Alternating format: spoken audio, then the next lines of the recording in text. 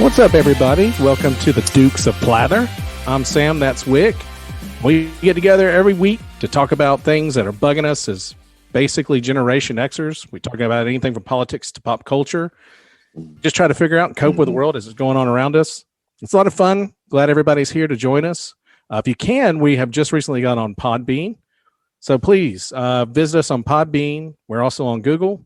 We're also on Spotify, iTunes, and everywhere podcasts are downloaded. Please go check us out. We'd really appreciate it.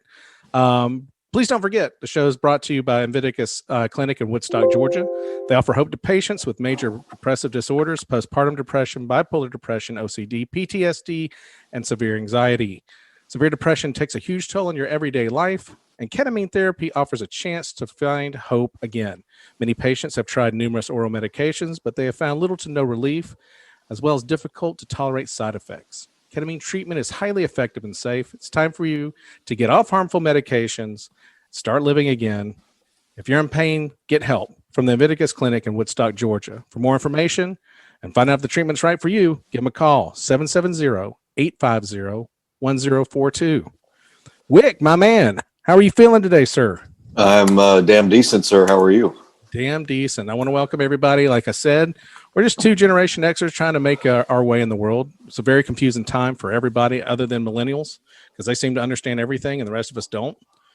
So we kind of get in here and discuss all the crap that's going on. And tonight I'm going to have a little bit of fun with Wick because there's a news story that came out. But before we get to that, I want to tell you, Wick,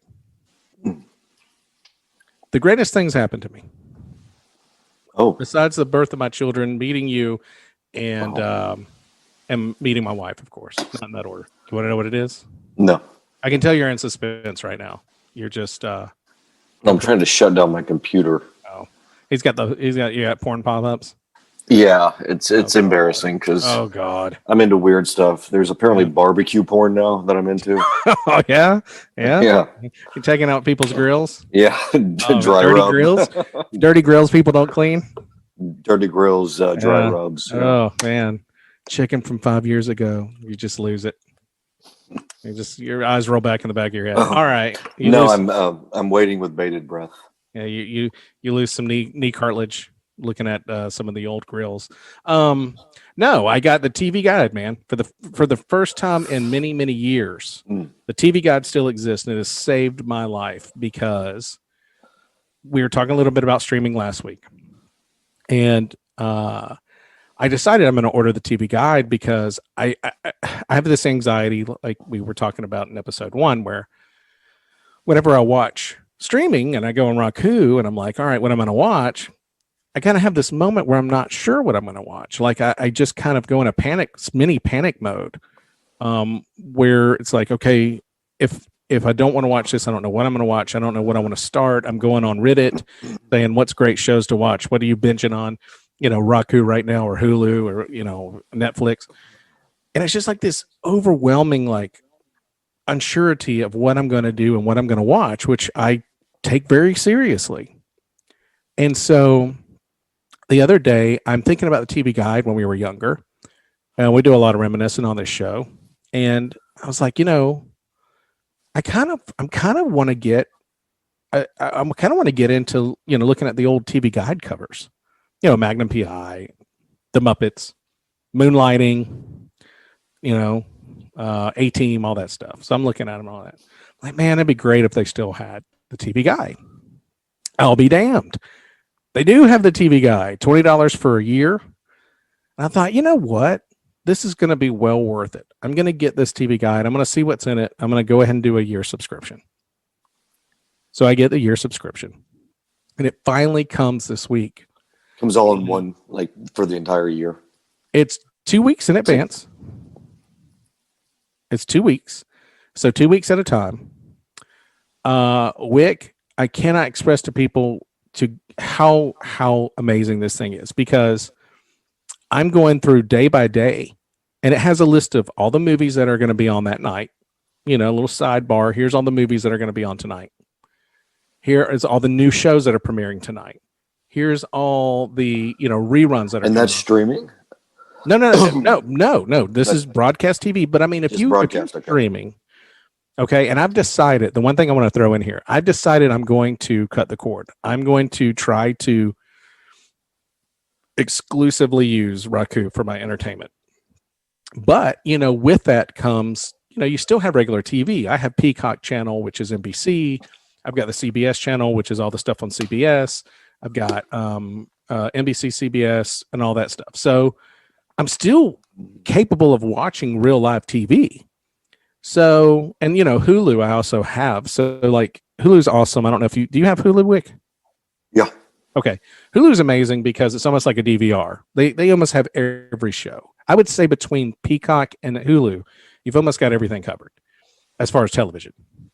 And so, because Peacock brought a ton of rights for like a ton of shows. I'm trying to think of something I've watched on like, I don't know, like King of Queens, which was on CBS, is now on the Peacock channel, which is a hilarious show. But anyway, so even though I've got a TV Guide, I still have live TV through streaming. So I'm like, all right, I'm going to cut the cord. I'm going to use the TV Guide to find out what's on. I'm going to get my life in order, entertainment wise, right? Because everybody's streaming, everybody's doing this now. So I got to get my shit together. So I'm cutting the cable this week.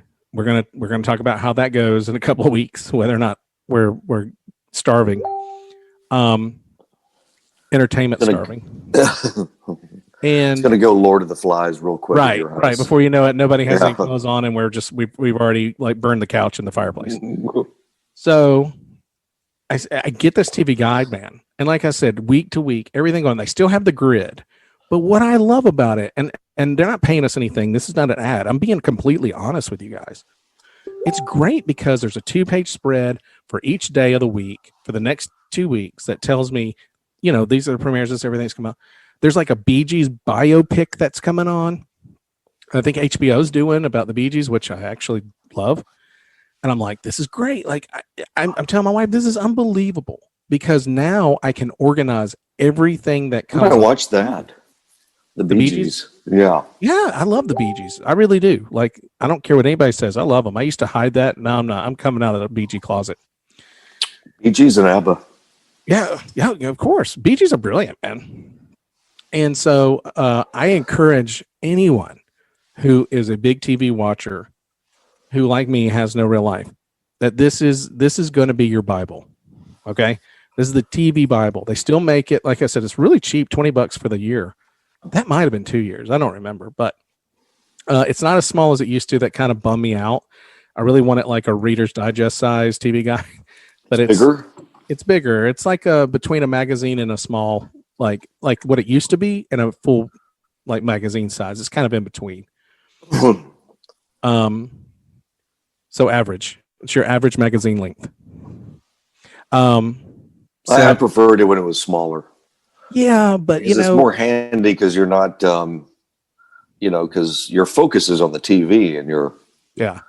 Well, you pre-plan. You look at this thing and you pre-plan. I pre-plan for the entire week using the TV Guide. It's great because every day of my life since the TV Guide's gone out of my life, and we only got it because my mom liked to play the crosswords. I was aimlessly bumping into the walls and pillars of TV. I didn't have any focus. I didn't have any game plan. I had no future. I just hit a button and looked at the guide and was like, what's on? And then I would get tired. Like, here's 8:00 and I'm going to hit the down button. Everybody's been there. You know what I'm talking about. You're going through the down button. Do. And then you're like, I'm so tired of doing this. But not only are you not done at that point, but then you've got to hit the right button to go to 9:00 or 10:00 and go all the way back down again. It just sucks the energy out. You're like, I don't care what I'm watching anymore. And you find something, you'll click it, and you're stuck watching it. And then your spouse is like, what are we watching? You're like, I don't care. It's Animal Planet. So the TV Guide's changing my life. I'm gonna cut the cord on the cable. This is gonna be a scary thing because you've cut the cord, haven't you, Wick? Oh yeah, a long time ago. What is your biggest struggle with cutting the cord to cable? None. I have none. No. You find that you pretty much where do you get your live sports from? We siphon off somebody else's. Jesus, dude, that doesn't help me. Yeah, but we never watch. We never. That's the only time I watch cable ever. Well, I think you can get it through I think you get a sports package through like Hulu and stuff. But anyway, yeah, how this goes. I'm kind of excited, but I'm nervous, and I'm really nervous because I got to call the cable company and tell them. That's going to be the worst part of this whole situation. Because they're going to act like I'm the worst piece of. They're going to act like I'm the worst piece of crap on the planet when I call them. And then they'll offer me all these deals, and I'll be like, "Damn, where were these deals like a year ago?" Like my cable bill is $250, dude. Jesus Christ! That's with internet. Which is like $60. Okay, what do you like? Uverse? No, it's Spectrum. Okay, and they have a monopoly where I live. So I don't know if anybody else is dealing with that, but you can only buy cable through that company because they block everybody else out. And it's like, this is ridiculous, dude. And I just told her, I was like, for everything that we can add on a couple of apps for streaming, I think it's like $110. I mean, that's including the internet. That's everything. That's including the Wi-Fi that we're going to use to engine this wonderful thing called Roku. And, we'll pay like $5 for like CBS and I think I pay $5 for Peacock. Hulu's like 12. Anyway, when you add it all up, you're like $120 with the internet. I'm like, hell yeah. And I've got control over what I'm doing. Plus I still have live TV. And if I wanted to add live TV to it, let's say, and pay the $45 or whatever to Hulu, I'm still like under $160. It's a win-win. I hope. We'll find out. I may be miserable. Like I said, we may be burning coffee tables in the den before next week, but hopefully it'll work. It's almost my experience is it's almost seamless. Yeah, we'll see. Because I don't watch the TV a lot. The only time I watch regular TV is probably for live events, like maybe like football. That's about it. But I can still get that, through other channels on Roku. Anyway, so I'm excited about doing that. Get the TV guide; it's awesome. And like I said, we're trying to cope and understand what the hell's going on around us, and I'm sure people are listening to this going, "Man, this guy's in the TV guide. I'm out." But I feel like our generation, man, we're like 10 years away from being obsolete, man. I mean, technology's changing in front of us. I mean, like pretty soon we're not going to know how to do a lot of this electronic stuff. Like I almost feel like we Generation Xers are completely moving at a rate of the speed of sound to be obsolete in America because our parents were so small. Well, baby boomers got the opportunity to not have to really deal with real big changes in technology until they were in their like 70s. Yeah, really. Yeah, here we are. We're about to have like cars that drive themselves. I mean, that's going to be really weird for us. I once spent an hour of my life trying to explain the difference to my parents between what a DVD and a CD was. Right. Were an entire hour. It was just like a maddening loop of them asking the same questions, me answering the questions, them not understanding the answers, and eventually it ended in a murder-suicide. Oh, nice. And you survived. Yeah, right. We all survived, but right. Yeah, it was. I made a vow then and there to never, ever become that person. But I don't know if you have a choice in that. You don't really.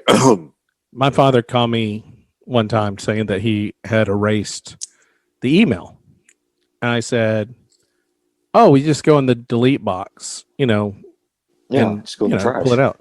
No, I've erased all the email. And I said, "What do you mean, like all your emails?" He was like, "No, the email." I said, "The server? Yeah, it no longer exists." And I was like, "You can't. You can't even do You can't. It just erase all of your email. It doesn't disappear off the face of the planet. And we found out that he just minimized it. He just minimized it. It disappeared. But I was like, "Dad, it's down here in the corner. Just click on that." Oh, it pops back up. Oh God, thank God. I thought Thank God you recovered our email. And I was like, "Yeah, it's Did he think he It was deleted never the? gone. Did he think he deleted the internet from Earth? And just Yes, he crap. thought he deleted all emails from anyone. Like he had found the key, the secret key. No, and I'm just like, man, that's when I knew things were going downhill. But Wick, I don't think my kids are 8 and 5, fixing to be 6 and 8. They're not going to explain to me the changes in technology. They're not going to come along and go, hey, Dad, this is how, like I did for my father. Like they'll do it in another 4 or 5 years when they are actually technology advanced. I don't know if they're going to be that advanced because everything is so user friendly now. Maybe not. I mean, we were kind of forced to be advanced because we came up in the time when it wasn't so user friendly. Well, and we were at the beginning of all this. We saw Atari, we saw Nintendo, we saw AOL, we saw high-speed internet start coming around. We were there when MySpace started, which turned into Facebook, and Twitter wasn't even existent. Like we kind of, and we were in our 30s and 20s when all this stuff was going on, so we're still very hip to what was happening. But I'm kind of worried, Wick, that our generation our generation may be flying a lot quicker to obsolescence than any other generation before us. Because obsolescence, yeah, that's a new word. I'm taking it because the millennials know how to do all this stuff that's coming. We have no clue. I mean, I don't know who's going to coach us through it. You know what I mean? I mean, some people have older kids, sure, but there'll be tutorials. Yeah, I guess on YouTube. Man. I guess.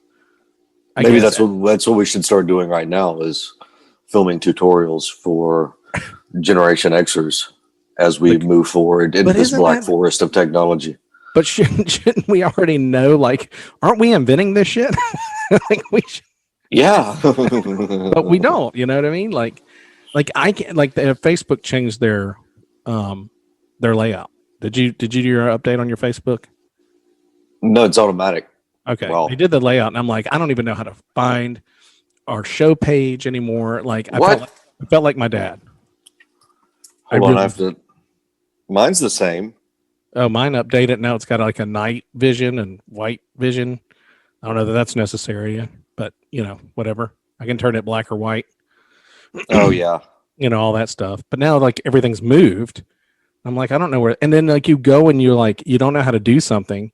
God, I sound like my dad. You don't know how to do something, and you go on Google to find out how to do it, and it's like, especially on Facebook, it'll be an instruction from 2017, which won't work now. You know what I mean? No. I'll be like, all right, so I'm going to settings, then I'm going to user setting. Wait, where's user settings? There's no user settings anymore. Like, it's like, God, I just feel like, I'm like, dude, I was like, this show is about two guys trying to figure out what the hell's going on around them because everything's moving so quickly. I mean, we're seeing a change in political stances. We're seeing political ideals change. We're watching parties shift. We're watching, reality stars become billionaires. We're seeing people that, have no business giving us lectures on things, lecturing us. And then technology. I mean, it's just, we might be obsolete in 10 to 15 years, man. Like, they may have to remove the retirement age to like 55. Never. Yeah, they won't because there's no money there. But no, it's going to go up if anything. It's tough, man, because I think sometimes I think I'm not made for this world anymore. Do you ever feel like that? I think I've always felt like that a bit. Do you think it's because of people or things? People. And things. Yeah. People trying to get things. Listen, I'm going to say it's probably going to lose me a lot of friends. I've talked to you about it before. Facebook's become, especially now that we're getting close to Christmas, Facebook's becoming where my friends are selling me all kinds of crap I don't need. I mean, I see makeup sales. Oh, God, it's exhausting. Getting people in shape. Business ownerships. And honestly, pyramid schemes. I hate to say it. That's what these are. And I have to ask myself, like, where's our friendship now? Like, how are we friends when basically... Just ask, if it's just a transactional relationship now. Yeah, and now all of a sudden we went to high school together, so now I'm your customer or your potential sale. That really bothers me. But I guess it's always been that way, I mean, To I a knew somebody degree, who it's just sold, like, the platforms are different. I knew somebody who sold Amway in the 80s. I certainly didn't feel like they were coming to my door every weekend, and I feel like with Facebook, everybody's using it for a platform to sell their crap. These things are nothing more than pyramid schemes. Like it's like the stuff where you went, and I know I'm going to lose friends. Sorry, but it's the truth. And if we're strong enough friends, you'll just ignore this and move on, or you'll stop selling me shit. But it's like these, like when you have to tell me how legit your business is, quote unquote, your business. When you tell me when you have to go out and tell me how legit it is on your videos, it's not legit. If you have to explain how legitimate something is in general, It's not legit. You're selling a bill of goods. Yeah. Yeah. What is our relationship? Our relationship is you want me to see your sales stuff all the time? Yeah, I've had an issue with the sales culture nature of our culture. Yeah. To be just in general the way that everybody assumes this salesman posture. Sales sucks. I'm in sales. You don't want to be in sales. Sales sucks. Go do something better. Go make something. Go make something and sell it to me. Create something, yeah. Create something. I'm telling you, I'm in business. It's not that fun. And when No. and I find it a tad bit offensive when I'm writing payroll, I'm doing taxes, I'm applying for loans for this thing for COVID. We're doing all this crap, and somebody wants to go on Facebook who basically, has the sales making of a Boy Scouts or Girl Scouts cookie menu, where you're basically just filling out an order form and sending it in for them to be delivered to me, right? And you're going to get paid off of it, and you're going to make me somebody who's going to do that to somebody else. And you're calling yourself a business bothers me, because I have to really be in one where you have a balanced budget and you have money going out for employees and all that stuff. And you call that a business. It's the same as calling a Girl Scouts a business. Right. Like when you go around calling everybody if they want their Samoans or Samoas. That's not business.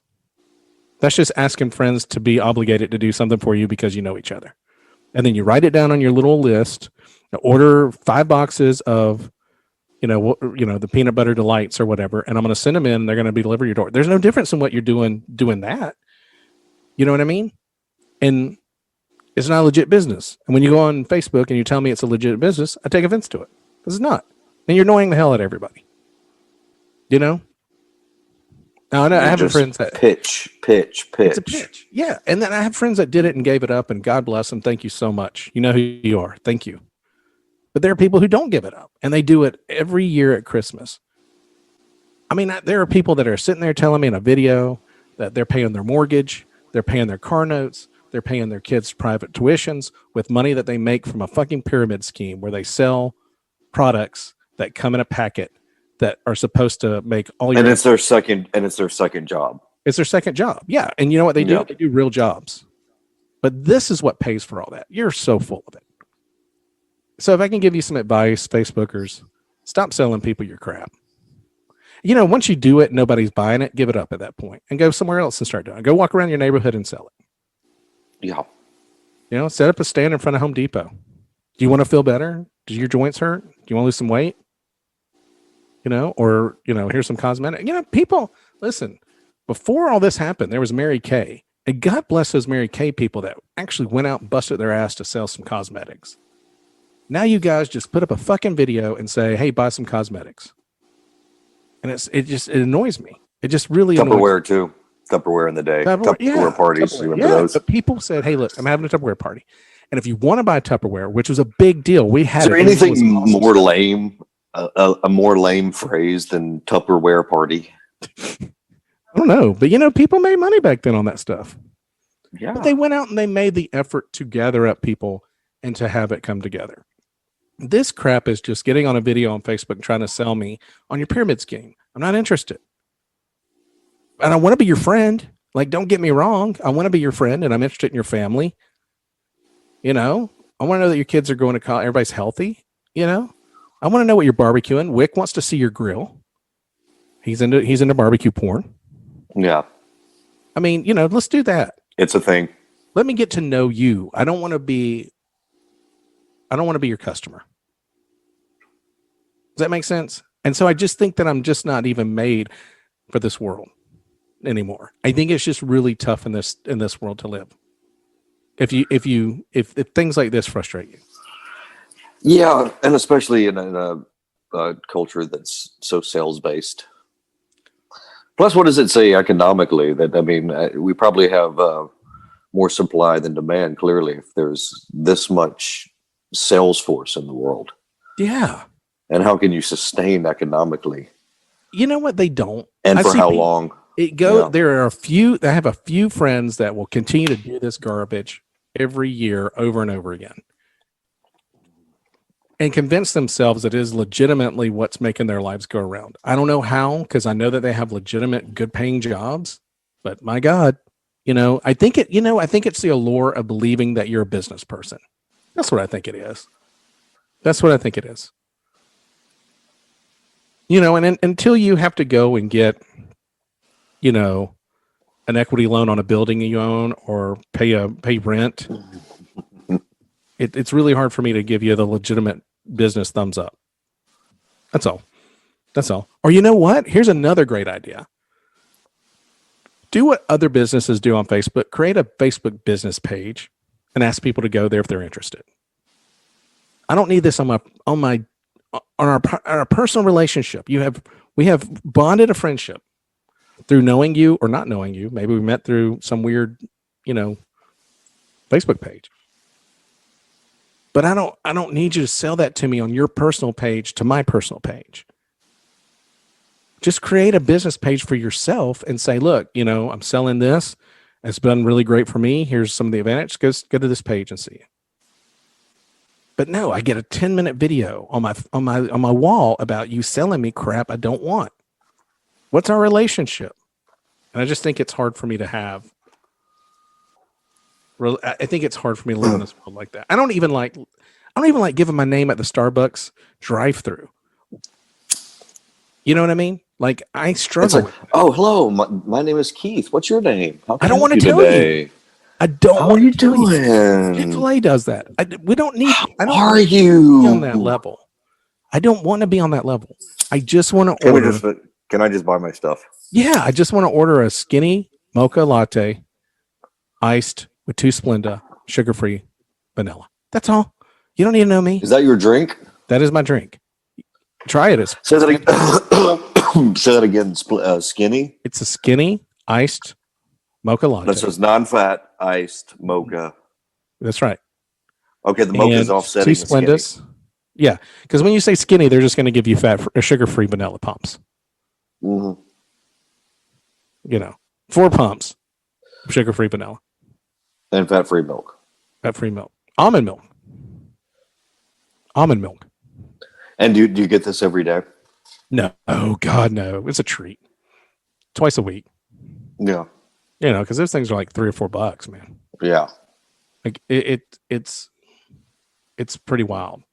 But that all that is to go to tell you that I think that we're very close to aliens taking over this planet because of how crazy everything's getting. It feels like everything's being primed for that moment. And I'm going to ask you, did you hear about this story about the Israeli space head that was saying that aliens existed? No. All right. So here, this guy's name, and I'm sorry if I butcher it. I'm not trying to. Haim Eshed. He is apparently an ex-Israeli space person who was involved with the space program. I don't know how. Listen, I don't hear about Israelis, going into space too often. But there's nothing that says that they can't. I've just never heard of them having a space program. But he says the aliens have asked us not to announce that they are here because humanity is not ready yet. They have asked not to announce that. According to the Jewish press, He says Trump was on the verge of revealing aliens' existence, but the aliens in the Galactic Federation are saying, wait, let people calm down first with everything going on. He was the helm of Israel's space security program from 1981 to 2010. He said they don't want to start a mass hysteria. They want to first make us sane and understanding before they appear. Now, a lot of people are saying this is crap, whatever, but I want it to go back because a former Canadian minister, Paul Hellyer, said that extraterrestrials are living among us, but they won't share their advanced technology with us because of our wearing and polluting ways and that we're not ready yet. Now, so it's Men in Black, basically. I don't know, never saw it. But, well, I mean, let me say this. I completely believe all this. Not because I'm an alien nut job. I rarely ever think about aliens. Aliens aren't something that are on my mind. I know there's some people that constantly think about aliens. They're not on my mind at all. Like, aliens cross my mind a couple of times a year out of just wondering. So I don't obsess about it. But I 100% believe this. And I just kind of want to see. I know Wick was thinking there's going to be something political I was going to hit him with because I was like, I got something I want to ask you about. But I want to talk about something a little bit fun, but we can get a little bit into it. What's your feeling on this? Do you think obviously this is possible. If I say, do you think it's possible? Of course, you're going to say yes. But what do you think? Like, do you think that there's truth to this? Or you think it's all just bull?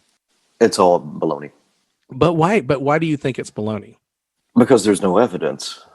But what evidence? Well, is there really no evidence? Because we have documents from even the military where guys are on routine missions and, doing their, reports or whatever, and they're flying over whatever, land area, and they're coming across things that are on video all the time. I think that's happened a couple of times, but it's never been confirmed that it was anything other than it's just speculative.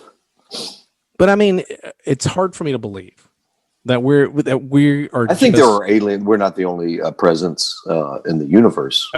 I think mathematically that's almost a fact. Okay. Whether they're here or not is another matter altogether. But wouldn't you think that they're advanced enough to be here?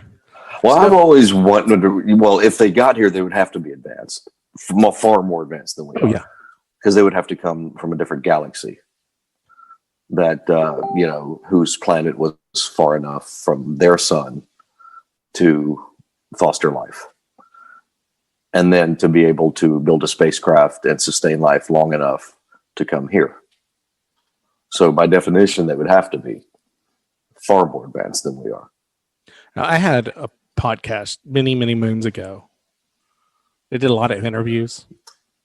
And I had a guy on by the name of Ed Komarek, Komarek.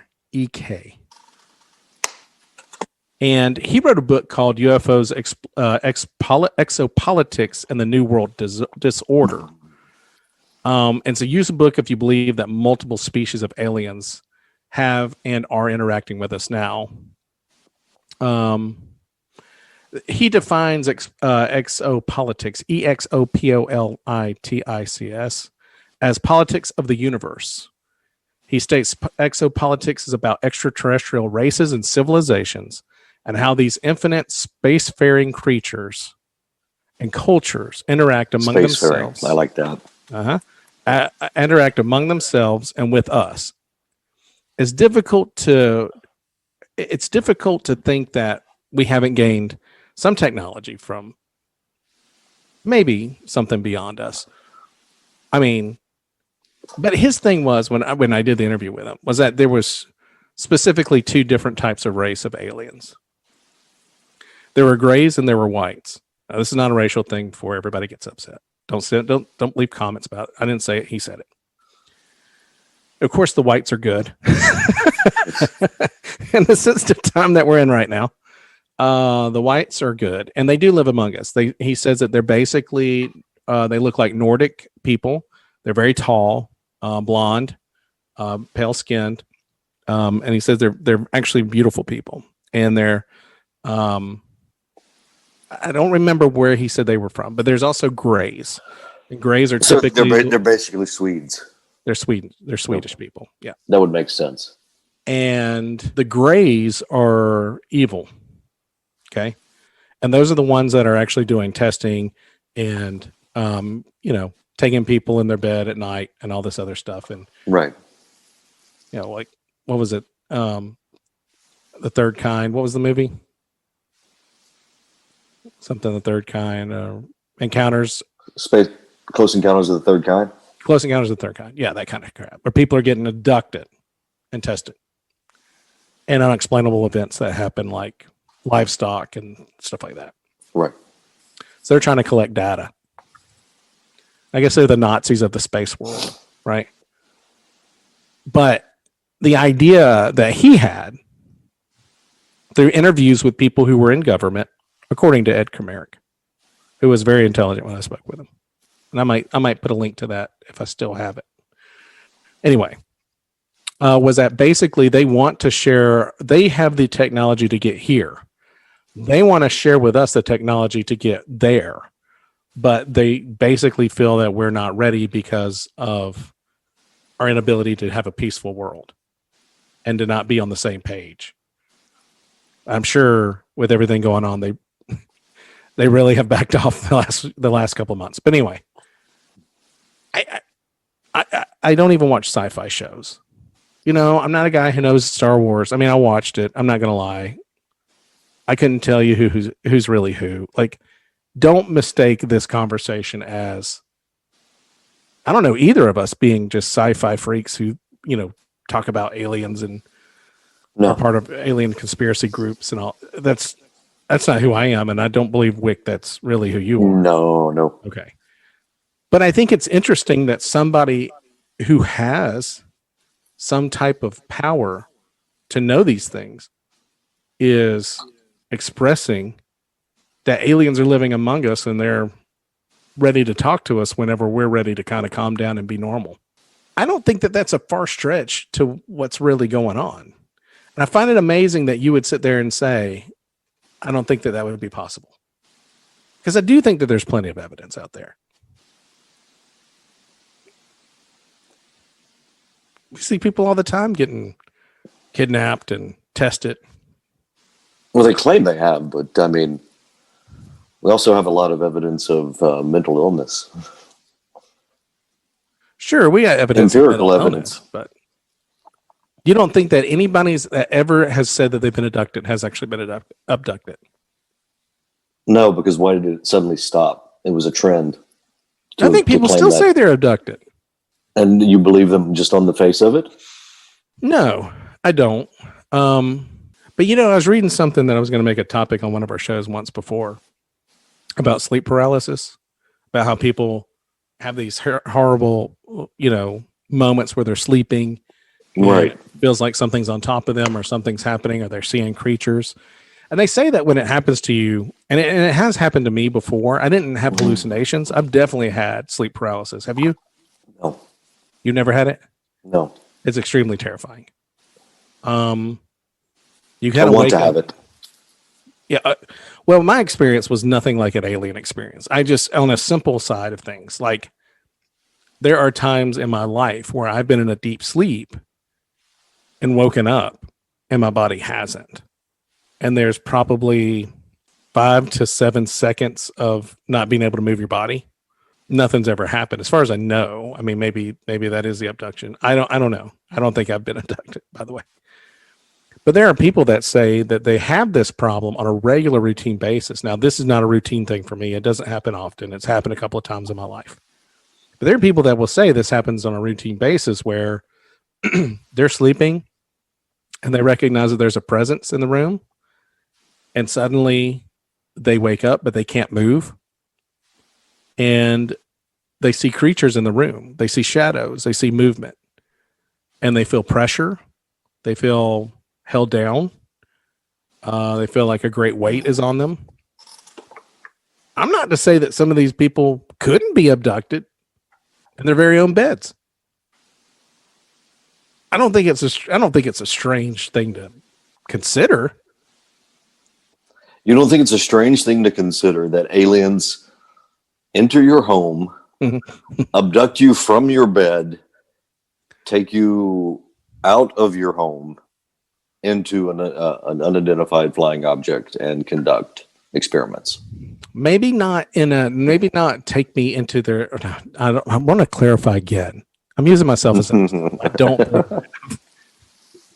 because I'll start a whole lot of things. But I do think that it's possible that something is in the room for some people that are going through this, and especially if it's repetitive all the time. Sure, I don't think it's a stretch to think that they couldn't have something going on with them, that there couldn't have been something of a different. Well, what's more likely, that a neuroscientific event is occurring, but or here's they're the being thing. abducted by aliens? Here's the thing about sleep paralysis and hallucinations. There's no scientific reason for it. They don't know why. Science has not figured out why. They can guess.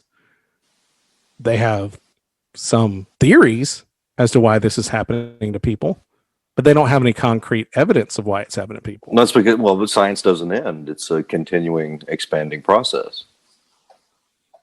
Well, yeah, I get that part, but I'm just saying that we have so many answers for neurological issues that this one suddenly we don't have an answer for. I mean, I'm not saying that we probably because there's not enough testing done. Probably not, but I wouldn't, because it's not a I wouldn't discount that what these people see sometimes might be real. Now, I'm not saying that everybody that has sleep paralysis and goes through this is, being abducted. I'm saying that there could be a small percentage of people that are. I don't think that's crazy to think, because I have a hard time believing that we're the smartest species in the universe. Our universe, probably in comparison, our solar system in comparison to the universe is probably quite small. To think that there aren't other races, cultures. No, I don't argue that aren't more advanced. That probably. I mean, what do we do when we test on things? I mean, we go in and pull things out of holes. We go in and grab things up and put them in cages and take a look at them. I don't think that would be extreme. That if we were to explore another planet and find life, like let's say that we go to it. Let's say we find a planet. And there's life there. And there's some weird creature that's living in a hole. You don't think we're going to pull that thing out of the hole and take it back?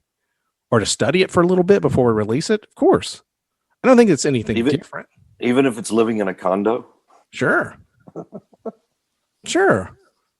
What's a condo in Florida to you is, a condo to a cobra who's living in the ground in a hole in Asia. I mean, how do you know that he doesn't? I would not pull out a cobra out of his condo. No, but I mean, no, you wouldn't. But some people do, right? They do it. They test them. They give them a shot. They put it on YouTube. Yeah, they put it on YouTube. Yeah, they give them microchips. Like, I know all this sounds crazy, but for the art of conversation here, I think for one of a lot of these, I won't say it's a conspiracy theory, but I mean, most of this is just fun to think about. It's fun to think about until what happens on the day? They say today's the day. You guys just can't get crap right. You're a bunch of idiots. Here it is. I mean, if aliens are here and this space head in Israel's correct, and this guy in Canada, anyway, does he call himself a space head, or was that his title? No, they just said space head, but this is on MSN and all kinds of. I mean, it was on all major news sites. It just got buried because people are suing over votes right now. Yeah, there's just so much else going on.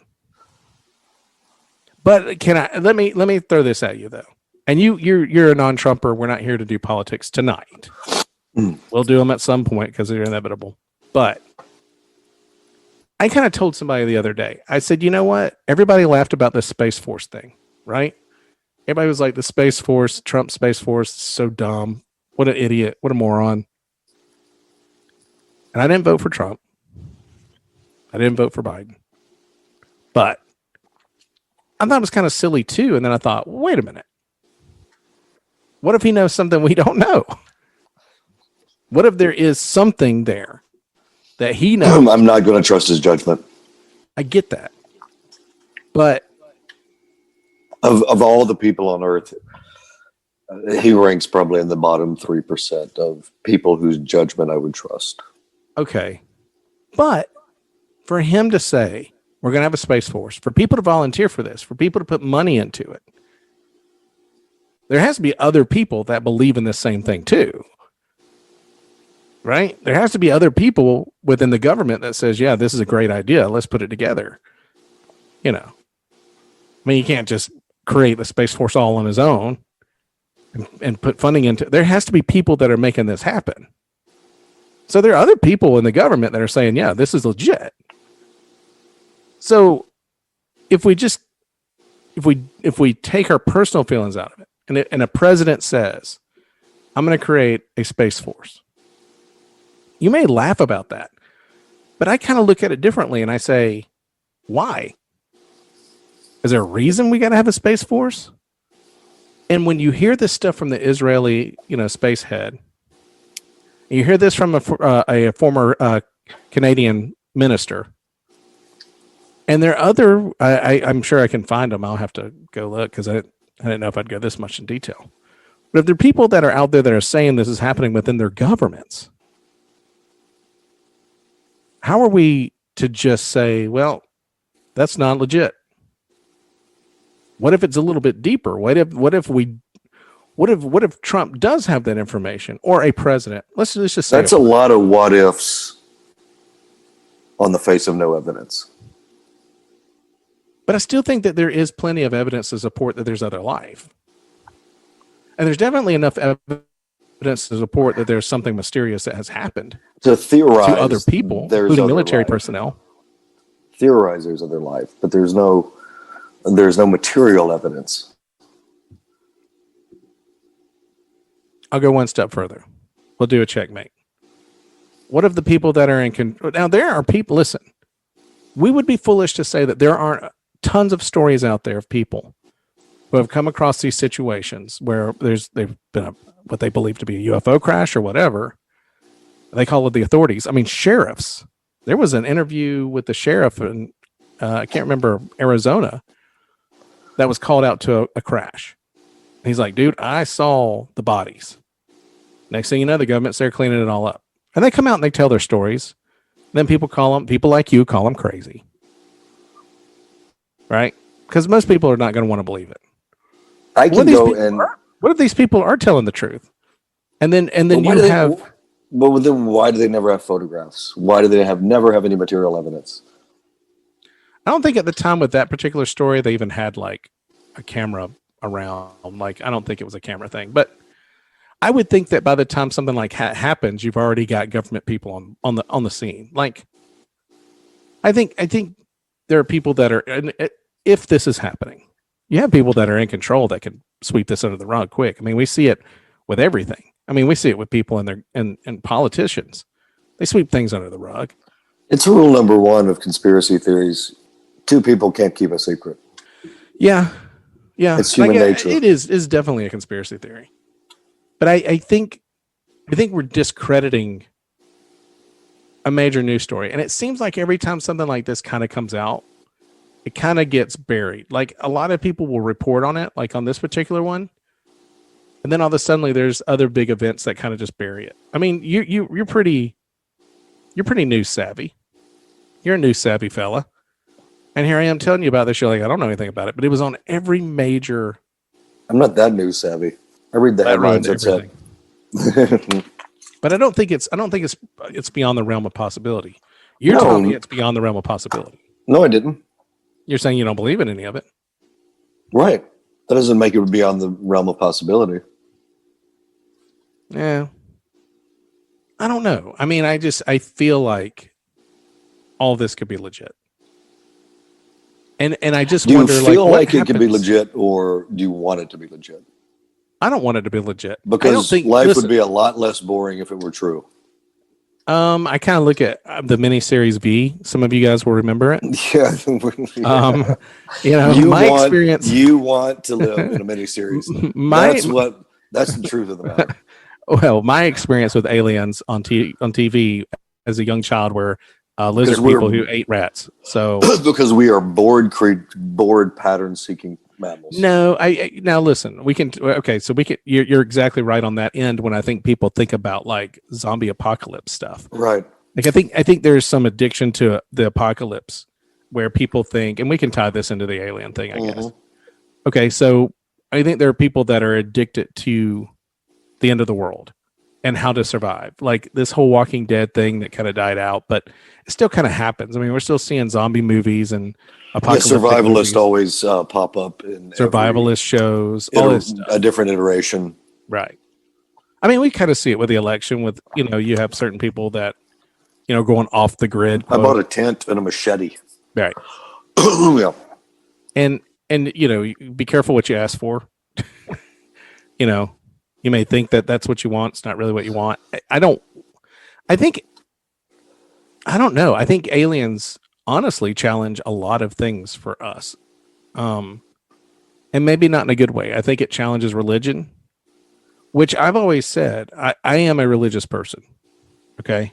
May not sound like it at times, but I am. I'm privately very spiritual. I don't go to churches and stuff, but so you're spiritual, you're not. Well, I'm not into organized religion. Right. Okay. Which is probably a cheap way of saying I don't like having to get up and go to church. But yeah, early on Sunday, it's right. There's nobody more realistic about their own laziness than I am. Yeah, but the NFL begins at 10 a.m. Yeah, exactly. I play a lot of fantasy football. And I would think that it would bring it. Okay, so the existence of aliens brings in what problems? It brings in probably some religious problems. I think it challenges the reality for a lot of people. I think it changes the perspective of what life is for a lot of people. I think it's chaotic. I think the existence of aliens, if that happens, don't get me wrong. I think that it's a chaotic experience for the American society, for the world, because then it challenges what you religiously believe, which personally, I've always said.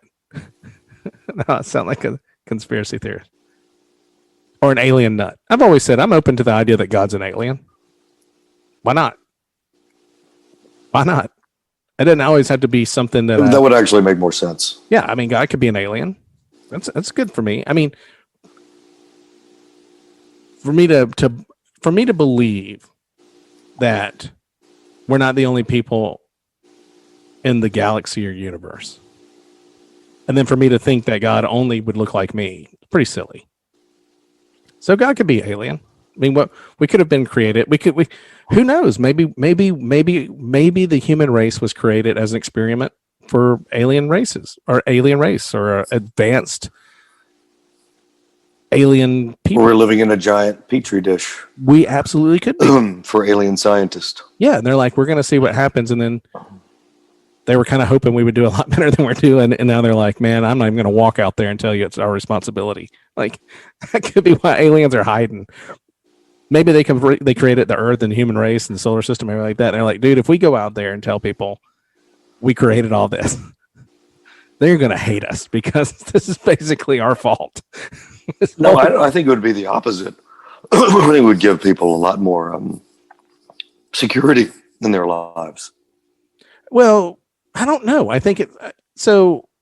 A lot of my theory of why society is the way that it is because, and you'll probably disagree. You might agree. But my theory is that there's been a loss of faith. And I don't mean you have to believe in God. I just think that there has been a spiritual loss. Like, understand, I'm not going to preach. I'm not going to quote Bible verses because I don't know them. But I do think that there is a loss of something greater. And I think for ages before now, where we're the smartest we're so advanced at this point in our technology and our thinking and how we understand our bodies and our brains and medicines and all this other stuff, that I think a lot of people have lost faith on something greater than themselves, something that maybe even passes judgment, something that even I think people have lost faith on humanity, right, which is ironic considering the times in which we live. I don't know that you should have a lot of faith in humanity Well, why not? because humanity ultimately fails. I mean, That's fatalistic. Look at how many wars we have over stupid stuff. Look how many people lie, cheat, and steal. All you gotta do is look at the election. Yeah, but I'm not saying anybody's wrong or right on that, but I'm just saying how much less violent it is now than it was 1,000 years ago. it's less violent now because we have drones. No, just in general. How is it less violent now? Vikings. They just Yeah, but that was a small that was a small group of people. It was all of history. A small area. It was the Huns. It was Vikings. It was right. But if you're taking over the world by horse, it's going to take you a very long time to get that far. I mean, we're not talking about a complete world. We've never seen complete world domination for a reason. Well, this is a very interesting topic because there's one author, I believe his name is Steven Pinker, and he's written several books on how we are doing as a species collectively much better than we ever have. I do think there's less war. Violent crime has been trending down for decades now, globally.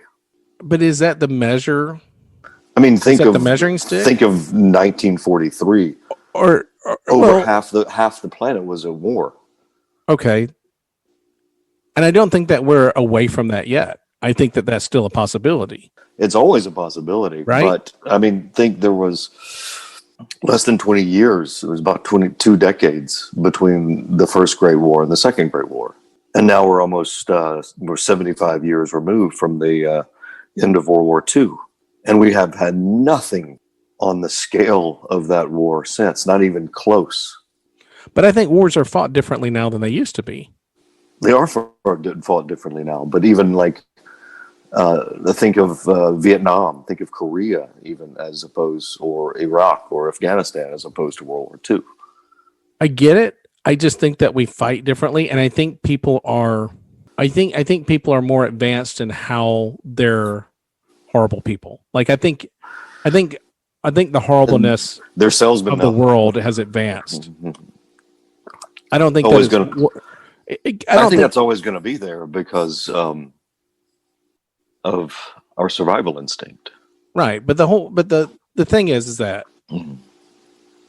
if I don't think that people had a lot of faith in humanity before, which is why faith in something else was stronger.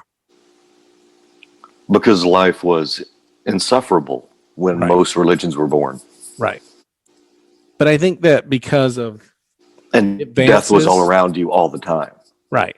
But I think because of advances in medicine, advances in technology, advances in a lot of ways, I just think that people have detached themselves from their spiritual self. Again, I'm not saying that you have to believe in God to feel like this. I think that you can believe in nature, you can believe in the universe, you can believe in whatever you want to believe in. Okay? I think people have gotten away from being creative. I think we've gotten away from digging into our own creativity and creating things that make us happy, because everything is so in front of us at all times. We don't, people are creating art on, but don't you think iPads? Don't you think in the tyranny of the moment throughout history, almost everybody has thought that because of fear of the future? In specific, what do you mean? That at all times in the history of man, the terror of going forward and not knowing what lay ahead has caused that. Sure. Mindset. I think it's the fact that I think every generation thinks that they're the last generation. Right. And there's ego involved in that. But we have a primitive thing that's in our brains. Okay. That we had, that's a survival. It's survival. Yeah.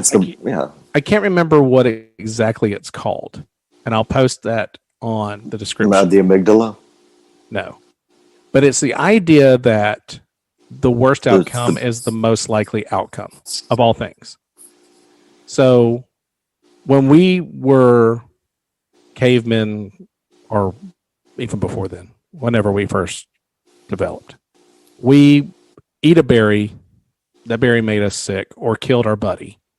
And we said, okay, all berries we can't eat. Fire burns, it's, killed my friend, caught him on fire. Fire. Okay. So we have this natural thing that throughout time of humans, that the worst is the most likely outcome. Okay.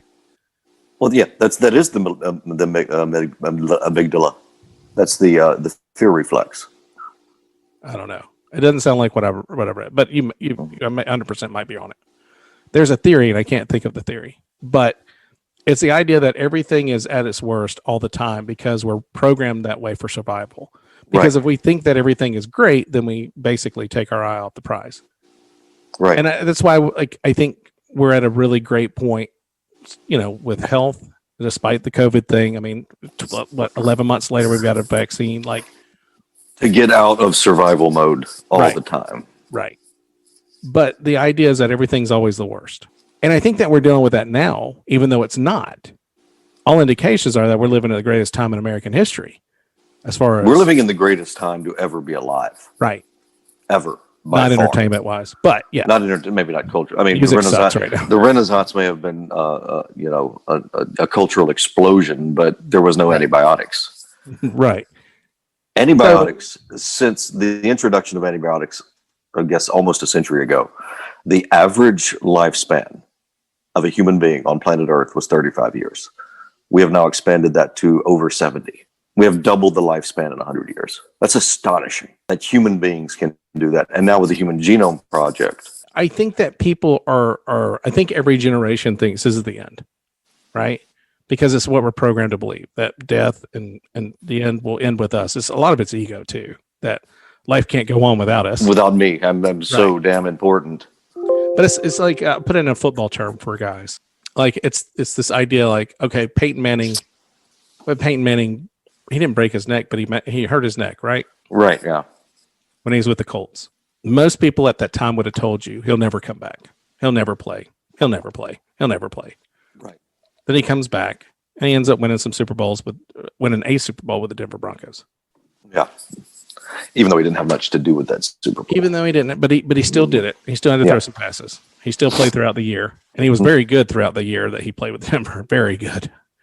We're talking like 500-yard games and 5 touchdown games. So the idea is that, well, automatically Peyton Manning will never be back because it's that thought that everything's its worst. Like we always get news. But I think that spiritually it ties in to where we are as people now, because we have negated spirituality or something larger than us, our creative selves, or the things that make us joyful in life, that we've been so mechanically and robotically enhanced as far as how we see things and how we purchase things. And we don't even go to malls anymore. I mean, we're just buying things online, like all this convenience opportunity that we've almost just kind of disconnected from an idea that there's something greater. And I think that...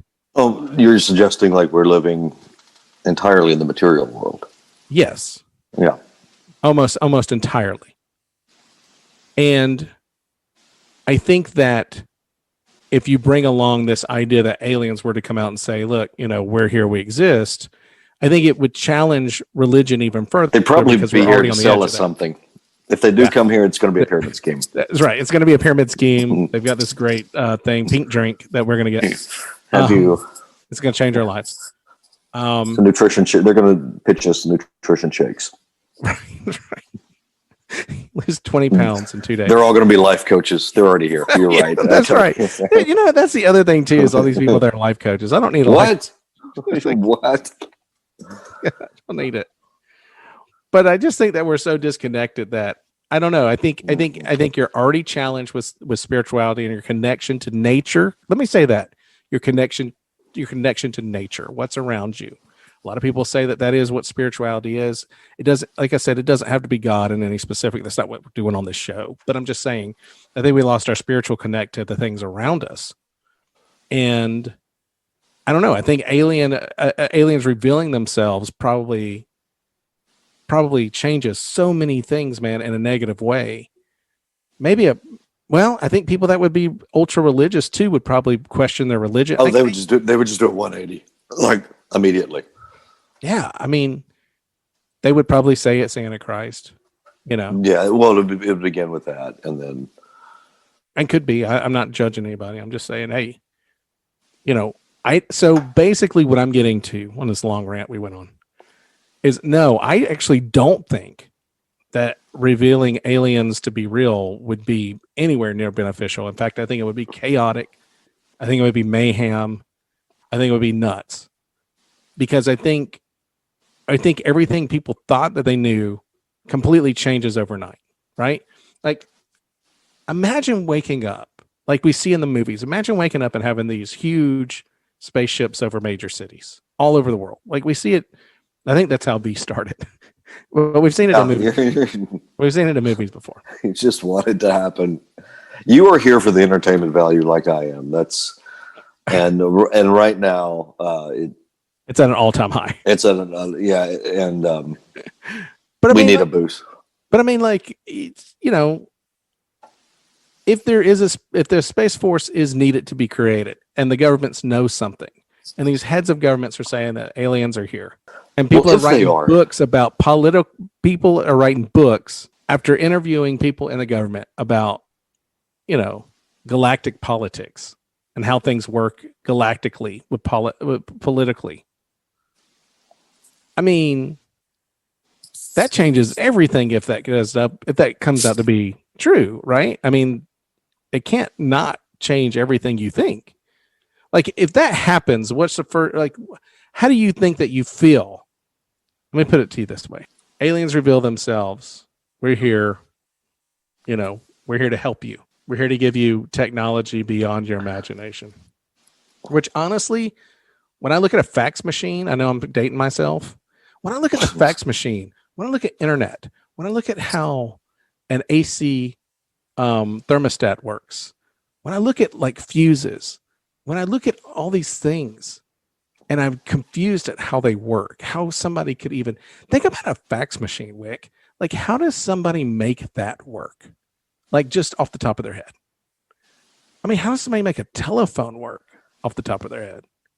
Don't they basically, I mean, it's kind of building blocks. They're, yeah, taking elements from other previously existing. But what if you were to find out that was technology passed down from aliens? Sure. Then they would have started with fire. What do you mean? Started well, fire technically is the beginning of technology and the beginning I got of. What you're saying. Okay. Yeah. Who's to say they have it? Maybe the first people were given. I mean, think about that. Like that's an interesting concept too. And we're being a little silly here, but think about that. Like, how do you, if you're in the woods right now, Wick, and I mean, right now, you wouldn't know how to start a fire, would you? Oh, yes, I would. Oh, you would? I'm a master fire builder. I mean, without matches. Yeah. What would you use? You're in the middle of the woods. You do what our ancestors did. Jesus Christ. If you say rub two sticks together, I'm going to lose my mind. You would rub two sticks together or stones together. How do you think they did it? I think they found flint, which you would have to find. And I don't even know if we would know what, I don't even know if flint is native to where we live. Right? And then, yeah, it is. Do you know how hard it would be to rub two sticks together? You get cold enough, you'd figure it out, mother. I don't know. There's a lot of people that necessity is the mother. There's a lot of people that die from the cold out in the woods. A lot. Right. We discover fire. A lot of people stop dying. I don't know. I mean, what concept? I mean, think about it though. Like, I mean, it's hard to do because of what we know now. Right. As two people who, survival shows and all this other stuff. But think about not having any of that knowledge. Putting, like, let's say, an 11-year-old kid who's old enough, who's mentally developed enough. Say, okay, kid, but maybe hasn't been privy to obvious information about how to start a fire. Right. You put him out in the woods. Yeah, he can get cold, but there's kids that die in the woods all the time because they did. I don't know of any. I've never heard a story of anyone being in the woods that figured out how to just start fire without any prior knowledge, and they got damn cold. Well, somebody did. people with a lot less brain development than we have. Right. And I'm not saying that we didn't before I get hate comments. That's not what I'm saying. I'm just saying that it's possible that all of these things that we have that have helped us through our survival, our basic survival needs, have been shared with us before our privy of knowledge. Like, how many generations are we removed millions of years from the first people? 30,000 generations in our current form. 30,000 generations. Do you think throughout that 30,000 generations, somebody's going to be like, hey, aliens gave us flint or told us to use flint, or aliens gave us technology to make the fax machine? What if the first guy to build a fire, like, accomplished it, and his friend's like, hey, how'd you do that? And he was like, alien. This dude, he kind of looked like a lizard. Why would that be weird? He was right back there. Why would that be weird to you? Over by the gulch. Why is that weird? No, I mean, I'm saying that's. And then the other guy was like, "You're full of shit." He's like, no, man. No, it really happened. And listen, he's like, no. This alien taught me to rub these two things together to make fire and to add all this fuel to it. Gives off warmth, and also, cook your meat. Cut my meat for me. Well, think about this. This is an astonishing fact. Is the reason our craniums and our craniums grew and our brains grew within them is because of fire. Because now we could cook our meat, and so we could get the nutrition. And so our mandibles shrank, and that opened up space within our skulls for our brains to develop. So now we have bigger brains that are mostly. So now we have bigger brains. I mean, I'm not saying that any of this happened for, again, people will troll. That's not, we're just having conversation here. And I don't think it's so weird to think about that we didn't have help. Because it's really hard for me to sit down and think about how somebody can conceive the internet. But we did. That is so far beyond my pay grade. But maybe we didn't. Why can't we give ourselves credit for it? Because I don't think that we're as intelligent as we make ourselves out. We live a lie. No, I'm just kidding. I don't know. I don't think that's a very interesting question. Maybe we don't deserve the credit we think we do. Like almost every religion on earth starts with the hypothesis that we're sinful creatures. But I think we're starting over the hypothesis that we're the most intelligent creatures, which obviously we are on the planet. Right. But who's to say that, fire didn't come from somewhere else? We don't know. Why couldn't it have been a genius ancestor? We have geniuses. We have geniuses all throughout history. I've been around my ancestors. No, you haven't. Well, your immediate ancestors. Right. Maybe. Right. I'm not going to give them. There are geniuses throughout history. Yeah. Ben Franklin, electricity. But what if you found out that was all a lie? But we haven't found out it's a lie. Because it happened. If these aliens come out, you will. They'll be like, hey, man, we passed all this down. Because we can't do anything on our own. But listen, I do think that there's I do think it's hard for me to believe that certain technologies, or just the internet for one, fax machines for one. These are even low-level technologies that aren't even that they're not amazing. They're not even that amazing anymore. Like, nobody even sells fax machines anymore. People are like, what are you talking about, a fax machine? Right now, there's somebody who's 23 looking up fax machines on Google. Yeah. But I don't. But we did all of those things. Space travel. You're giving us a lot of credit. Because we deserve a lot of credit. I don't know, man. You may find out we don't. But I don't think it's... All right, all kidding aside. We are kind of joking. But all kidding aside, I don't think that it's strange to think that there wouldn't be aliens that are on this planet awaiting their moment. And why are the aliens better than us? I've often wondered that. Obviously, because they're very patient. They're a very patient species if they're here, aren't they? They're more patient than we are. I mean, listen, like it's like people say about religion. I mean, there's things that we don't understand, that we can't conceive. Pattern-seeking mammals. Right. Seeking a pattern in chaos. There's things that we don't understand. And I think it's stupid to think that we understand a lot of things. There's a lot of stuff we don't get. Like we were just talking about sleep paralysis. They don't know. Like there's a lot of things that happen that we don't know why they happen. And you know what the beauty is, though? We will probably eventually know. There's a lot of things that have been going on for most of our existence that we don't know why they happen. Yeah, and then we find out. Well, there's a lot of stuff we haven't found out yet. Yeah, but what we found out is amazing. Yeah, that is true. That is true. So you're not I excited. mean, about we know more about the human brain than we've ever known, and what yeah, drives but over us. time you're going to have that too, as The technology. neuroscience that drives us. I mean, think about X-rays.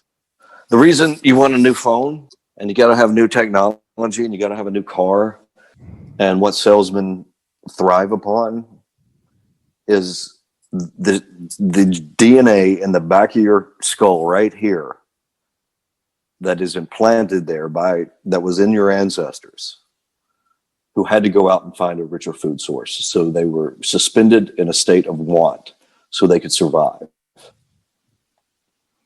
Because eventually this food source is going to be depleted. We have to move on and find more. Perhaps that's why the aliens are hiding out. And that's why we want things constantly. What would you do tomorrow if you did find out all this to be true? Like, what would it change for you if Haim Eshed is right and tomorrow they rebuild themselves? What changes for you? Everything would change, I would imagine. What would you question the most? Their motives. Because most likely they've run out of resources. Their food sources have dried up and they've come here. Well, no, not necessarily. I mean, we explore space not because we're out of resources, but because it's interesting, though, like a lot of your thinking on this matter mimics a 5-year-old? why people reach for religion. Maybe. I think that there's a lot. I think I'm willing to say there's so much that we don't know on a spiritual plane and on a galactic plane that I think anything is possible, I guess, is really where I'm at here. I don't think that anything, when I hear this stuff, I don't just discount it as not possible. I will say that I think probably if I am to believe that there's something out there, then I'm also to believe that it's possible that something has reached us at this point. And I don't think that if I look at how the world operates, that I'm not too shocked if they did say, I think we need to chill out. I don't think we're quite ready to enter this world yet. Because I don't even want to enter this world. I mean, well, there's a point there that they would send in spies first.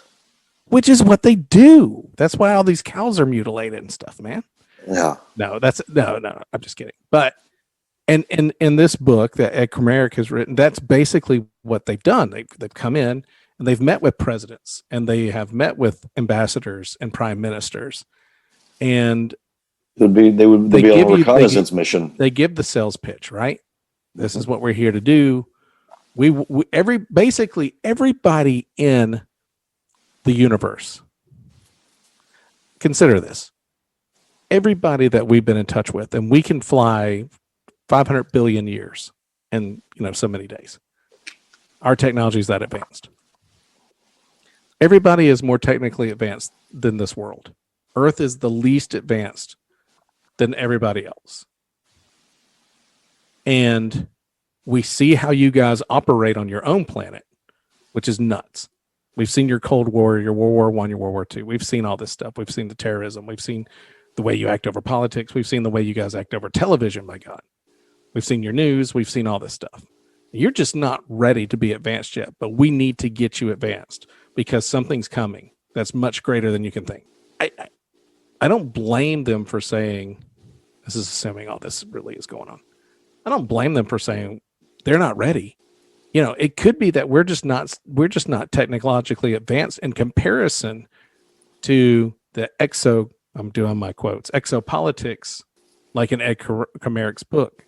Again, if you want to check that out, it's on Amazon, Komarek. And this guy goes in great detail. I read the book a long time ago. It goes in great detail about how the politics of how it all works in space. Sounds funny, but it's interesting, and I don't know. I think if they come here and they say you're really behind, like we have to get you guys caught up for something larger. I don't think it's strange that they're hiding out and waiting for us to be ready. The problem is I don't think we'll ever be ready. It's kind of like do you really want to know that ghost exists, But I don't think that it's something that I personally am excited about finding out because it changes everything for me. What am I working for? What's my God? What's my purpose? I think I would welcome that. You would welcome what? That kind of change.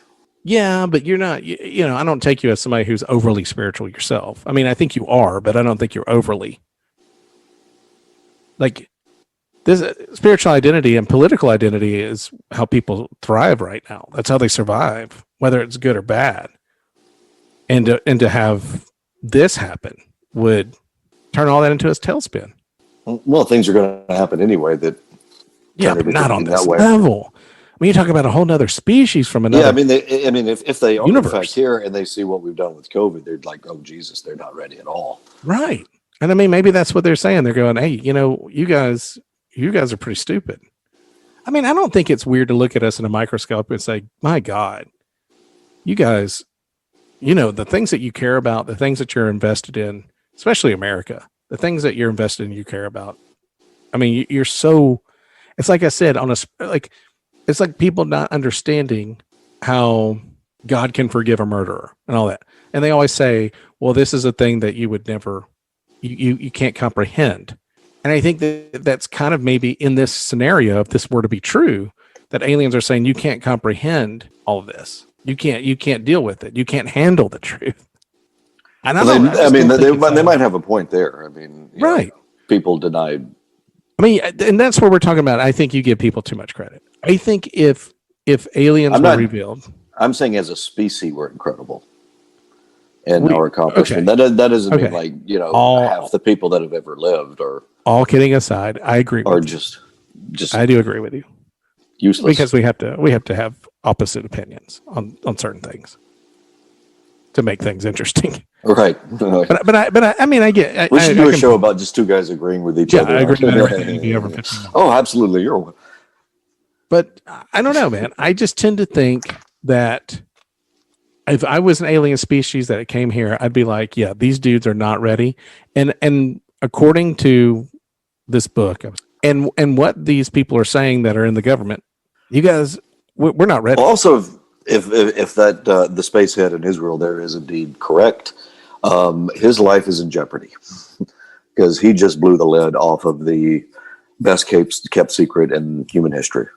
Well, Trump's on the verge of revealing that aliens exist, but the aliens in the Galactic Federation are saying, wait till let people. If Trump had that information, there's no way in hell, with his level of impulsivity, that he wouldn't reveal that the moment he found out, because he would figure out a way to benefit financially from it, or at least garner a lot of attention. He would use it immediately. Oh no! Did he already say something about aliens before? I'm sure he has. He's also trying to sue the Supreme Court. I don't even know how that works. Well, now when I look up Trump and aliens, all I get is the same report. And if he had that information, I'm pretty sure he would have used it to his benefit during the election. Like, hey, aliens exist, dude. Vote for me. I'm going to protect you. I'm going to protect you. Yeah. But he's doing that with the Space Force, man. This dude's bringing the Space Force. He's already hinted to you everything you need to know.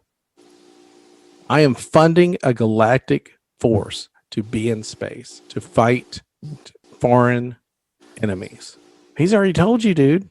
So nobody's listening. Oh, everybody listened. Y'all laughed about it. Y'all made a Netflix show on it, a comedy. Are you going to join the Space Force? Me? I'm too old. Are you? Have you looked into it? No, because I can't. I have motion sickness. I do, man. That's not a laughing matter. Millions of people suffer from motion sickness. Anyway, my youngest has it, man. You could take him from McDonald's up the street back and he'll puke in your car 3 times. Yeah, motion sickness, man. I went on a carnival ride one time with a girl I was trying to get with. We rode it used to be called the Momo, but I think it's called the Octopus. Yeah. Okay. And it has the arms and the cart spin around inside it, on the outside of it. And it's like everything. And you're like, it seems like you're going to bang into the one next to you, but it spins you back around. My man, nothing was happening that night between me and the lady because I had my head out the window. Dude, I had my head out the window. I was white as a ghost, pale, trying to suck in air because I thought I was going to puke all over myself. Did you have any future with that relationship? No, it ended quickly. Right then. I don't think we ever went out again. Yeah. But yeah, I can't. Well, I'm too old. I have no scientific experience. I would provide nothing, not one iota of help to any of those people on the Space Force.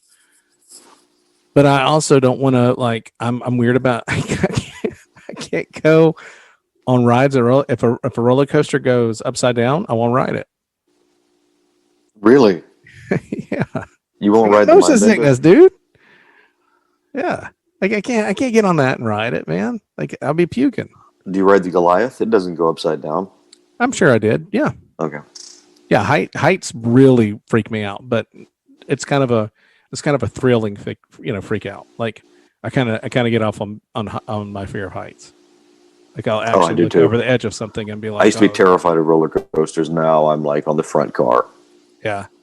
I go from 0 to 10. Yeah. I mean, pretty ferociously. Yeah. I remember some of my worst experiences was riding the Batman at Six Flags. And the one that you dangle. God. And then it went upside down and I'm dangling and I'm a big dude and I'm like, man, this thing's gonna break. Are you a gentleman that enjoys the log flume? Yes, give me the log. Yeah, I enjoy the log flume. Give me the log every time we go, I try to get the girls to go on the log flume. I am always outvoted. We never enjoy the log flume. I find it a very satisfying ride. Yeah, absolutely. That like the Thunder Mountain where you're on the raft, like the big raft, like the 20-person raft, and you're just floating. Man, I love that. I dig that, man. Give me the Child's Mine train. It has one big drop. That's it. I love that. Yeah. And it speeds up there at the end. As long as I'm facing forward and I'm not upside down, I'm fine. Or backwards. Don't send me back. I wouldn't get on the Gravitron. Gravitron. It's dumb. Huh? Yeah. I've never been on one. I'm not getting on it. And then, anything that does that, I can't ride on any of that stuff because I get motion sickness. And I was in the back of a Corolla here. Toyota did these two-seater Celicas GTs one times. You got motion sickness in one of the slowest cars. Yep, it had two. Dude, listen, it had two doors, and I got in the back. There's a girl I knew had one. I got in the back, and I felt like the top was like really close to my head because it was like a two-door. Like the back seat was almost non-existent, and I began to freak out because I couldn't see out the front window. I couldn't see where I was going, and so I'm like, I'm gonna die here.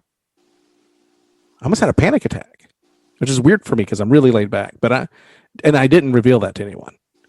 You bet your ass though. On the way home, I sat in the front. But anyway, being back in the car, man, I was like, I feel sick. So yeah, I got motion sickness. You can't put me on a rocket ship and send me to space to do anything. Getting motion sickness. Being weightless.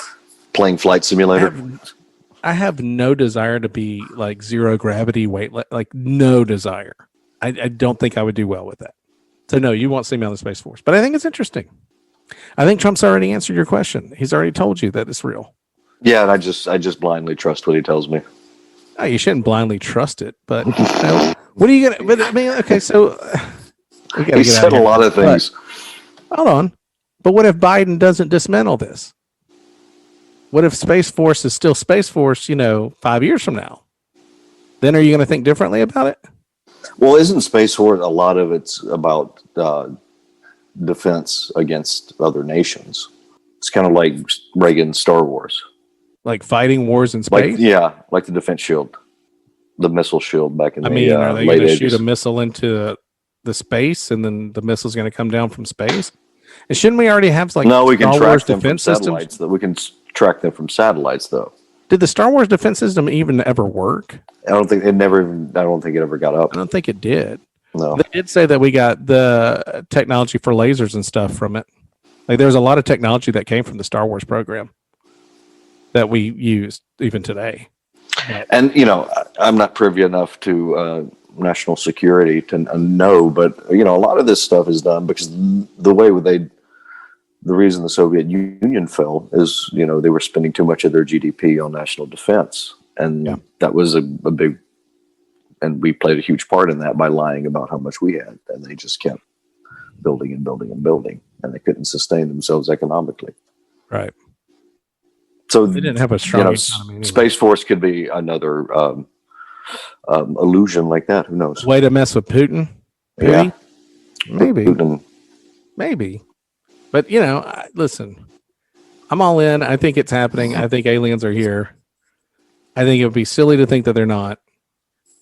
I'm 100% interested in this. I would say I hope it's not true, but I don't know. Let me just clear. I don't know if we find out. It's silly not to believe that aliens are among us.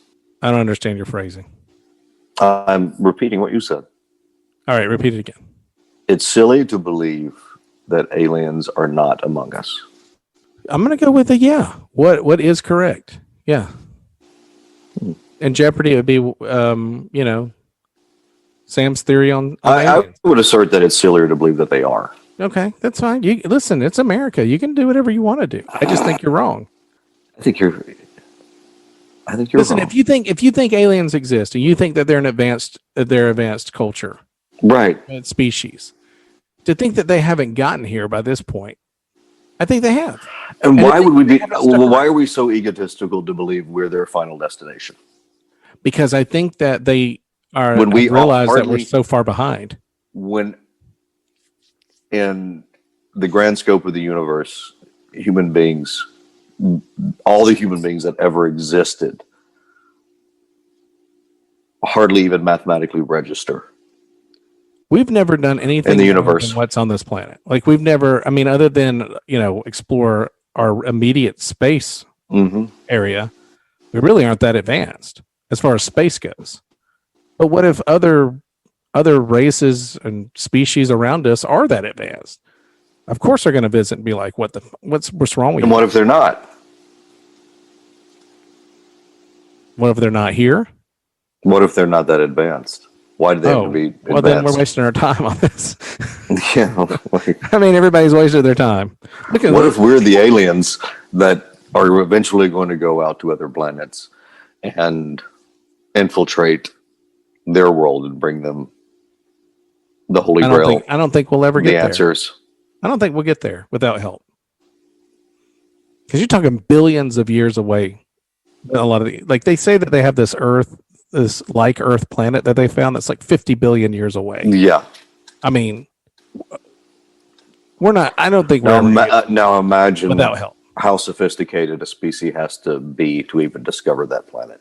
But then you're completely thrown out that you have to understand that we may be the dumbest species in any of the galactic area where we live. Like, let's say that we may think that we're living in this huge universe, but it's relatively small to everything else, like I said before. And everybody else around us is like, good God, man, we're waiting forever for these people to catch up. Like, they are so slow. And we're like, man, we're moving at the speed of light, man. This technology is amazing. They're like, yeah, we had I wonder why we give 1,000 years ago the aliens so much credit for being so superior. Because I don't know. I mean, it just feels like couldn't they be a bunch of schlubs like us? Wouldn't they be a bunch of schlubs like us? I mean, obviously, maybe. With like 1 out of 1,000 of them is like brilliant. I mean, and that 1 out of 1,000 does something incredible that benefits the other 999. Maybe they're smart enough to give that guy the keys. Or woman. Yeah, maybe they're smart enough. We're smart enough to do that. We're not smart enough to do that. We can't even agree on an election, dude. What are you talking about? Are you kidding? Yeah. In this particular moment in history. Yeah, but shouldn't we be more advanced in 2020 than arguing about all this stuff? Well, think about what the world was like in 1890. I don't know what happened in 1890. What happened? Something had to happen. Think about the explosion in the last 100 years, 120 years in technology. Okay. Think about what's happened in the last 200 years. Sure. And we're not an admirable species. What has been the greatest discovery in the last 200 years? It would be a little longer than 200 years. It would have been about 250 years ago. All right. Electricity. Right. Where we would be nowhere without electricity. But don't you feel like that's a very dated technology? Yeah, but it fuels everything else. Absolutely everything else. All other technology.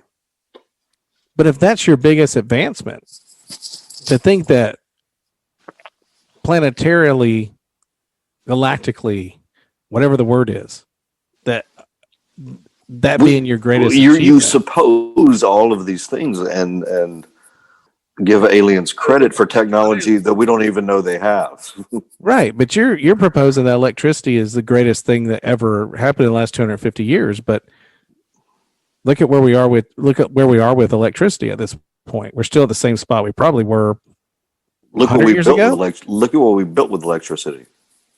Well, we built a lot of things with electricity because shit's got to plug in, man. Exactly. You know? So that's why it's the most important. But there's no advancement in electricity since that. You can't advance electricity. Sure, you can discover it. Sure, you can. Well, Tesla did. Right. You can put a battery in your home. You know, you don't have to have the same electricity that you've been having for the last 250 years. That's what I'm saying. Like, yeah, it's an advancement for sure. But where did it go after that? It's still kind of what it was. Look at what we're doing right now. So imagine me coming to you in 1990 and telling you, I'm going to get on this little flat screen that I can touch and I can pull up. I would believe you. I can pull up everything. I would believe you. You know why? And that in 25 years. You know why I can believe you? Because I saw it in Bill and Ted's Excellent Adventure. Yeah, Excellent Adventure. iPads. I'd be like, yeah, I saw that. How is this not? I'm waiting on flying cars right now. We're all waiting on flying cars.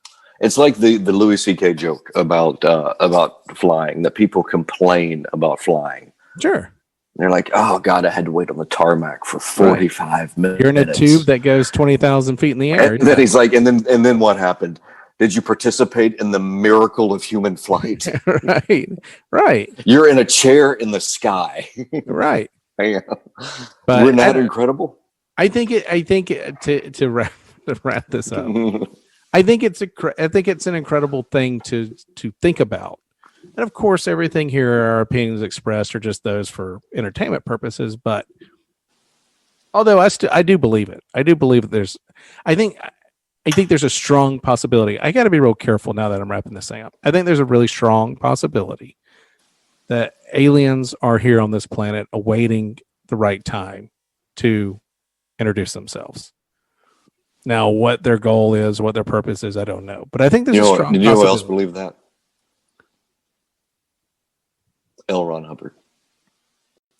Yeah. Dianetics. He made a lot of money off of it, though. Yeah, he did. Well, I think when Scientology, like kind of like a whole, like you reach this level of understanding that you never really reach, you just keep paying money to try to get there. Did you see Battlefield Earth?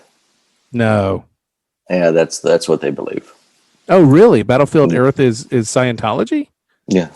Oh, horseshit. Are you serious? I'm serious. I'm going to go watch it. That's with John Travolta, right? It's one of the worst movies ever made, but really? Yeah, it's... Battlefield Earth is what Scientologists believe. Basically. That's fantastic. That's fantastic. Aliens were buried in volcanoes trillions of years ago. Oh, okay. Yeah. I didn't see the movie, but yeah. Okay. So basically what you're saying is I believe in Scientology. No, I don't believe it. I'm just saying you're saying that if I'm looking for a religion, Scientology might be the one for me. I think it may be. I don't think you have enough money to be a Scientologist. Kind of like the world's smallest political quiz, right? This is the world's smallest religious quiz. Yeah. I believe that aliens are here on the Earth. Yes, Scientology's for you. You'll love it. I'm a natural skeptic and a natural doubter. I'll believe anything when I'm there. That's not negative. Yeah, that's not negative.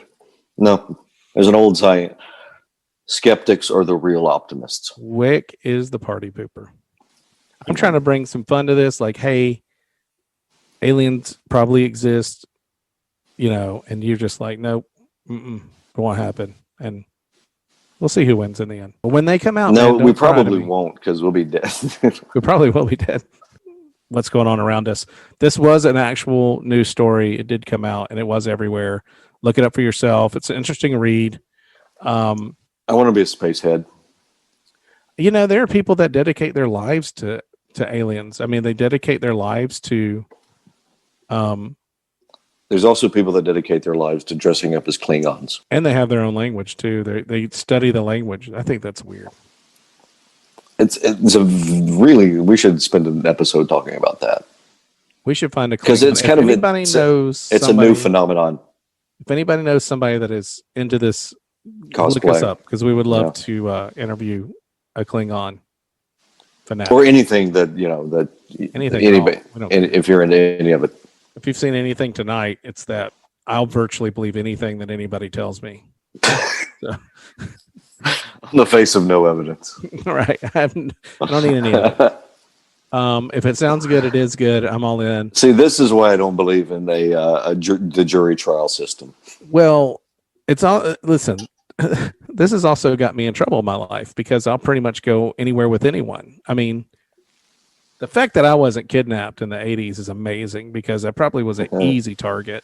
Offer me a bicycle. I mean, where do I need to go? Just run over to that van with that white van with no windows. Oh, you're going to give me a ride? Okay, great. Yeah. Sure. Let me leave a note for my mom. Oh, I don't need to. You're going to bring me back? Great. Let's go. I don't want anybody else to get the bike. I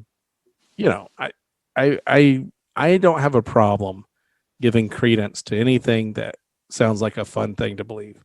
So I'm all in on this kind of thing. Wick, you're a little bit more grounded. You're like, you know what? I need more proof before I waste my time on something like that. I understand that's probably what everybody else feels too. I just think it's fun. When I was reading the story, I was like, well, we'll never know them because there's no way we're ever going to be ready. There's no way they're ever going to be like, hey, you guys are on point. It's time for us to come out. I just think that they'll be hidden forever because they're going to be like, this is not going to happen. This is not going to happen. Oh, the big question is, why are they here? Yeah. Are they here to bring us love, peace, and tranquility and empathy? Not. They probably either need slaves on their planet or they need somebody. They're out of resources. They need soldiers, probably. They're like, we need dumb people to send out into a space war. And we really, I think they probably approached like leaders of this country, of this world, and said, there's a battle coming. It's bad. The Greys are bringing the hammer. We got to get everybody on board, all hands on deck, and we need you guys, or they're going to destroy your planet. So basically, winter is coming. Winter is coming. But it's aliens. But it's gray aliens, evil aliens. And hey, we're the white ones. I hate saying that, but that's what the guy wrote. We're the white ones. We're the good ones. You need to follow us into battle. You need to join with us. And we're like, okay, let's build this space force. Let's do this thing. Let's do it. Let's go to war. Good versus evil. Really what they're going to do is they're going to stick us on the front lines to die. We'll be the ones that they sacrifice for themselves. Yeah, for whatever. They'll let us be the galactic enemy. They'll trick us with this great technology, these spaceships. Like, man, this new energy source is going to change electricity. It's going to blow Wick's mind because it's way better than the electricity you guys are using. Listen, it's 250 years ago you did this. It's ridiculous. You should be updated by now. We're going to update your energy source. It's going to be amazing. Everybody gets steaks. There is no homelessness. Everybody, it's wonderful. You're going to have the best education system. All we need you guys to do is just get ready to go to battle. So they're socialist? Get ready to go into battle. They're socialist aliens. Yes. Bernie Sanders. Okay, now I can buy that. Yeah. Bernie Sanders is an alien. There we go. That makes sense. Yeah, everything comes back around full circle. All right. We're getting out of here. Wick, I had a good time, man, just talking about that was fun. Stuff like that. That was fun. Everybody, look, follow some Podbean, Google Podcast, Amazon. We're on Amazon Music now. We're on iTunes. We're on Spotify. We're on all that stuff. So follow us. Have a good time, man. Leave comments. Hopefully, leave us good reviews or whatever. It helps a lot. We have a lot of fun, and sometimes we're going to be serious and sometimes we're going to be silly. This was just kind of a silly one, but we'll see you guys next week with something fun. Wick, say goodbye to the nice people. Goodbye, nice people.